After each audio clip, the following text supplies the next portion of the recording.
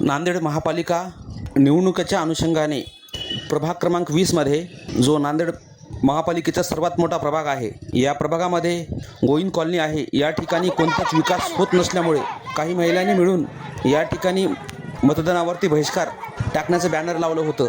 या जे महिला आहेत, दलित महिला आहेत आणि त्यांच्या गोविंद कॉलनी या भागामध्ये नशा, दारू सर्व वेगळ्या ठिकाणी विकत आहे. त्याच अनुषंगाने त्यांनी आमच्या प्रभागामध्ये कोणताच विकास होत नसल्यामुळे त्यांनी मतदानावरती बहिष्कार केला असे बॅनर त्यांनी झळकलेलं आहे.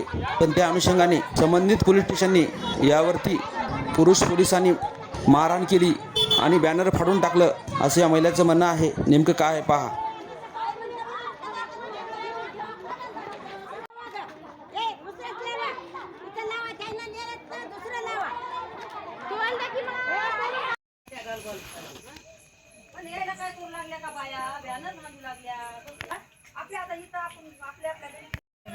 शिडको महावीर चौक गोविंद कॉलनी ना.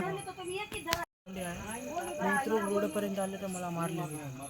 तुझं वय किती आहे? 15. तू कशासाठी मारले? मी इथं घरी येऊ लागलो तर मारले तुम्हाला. बरं बरं.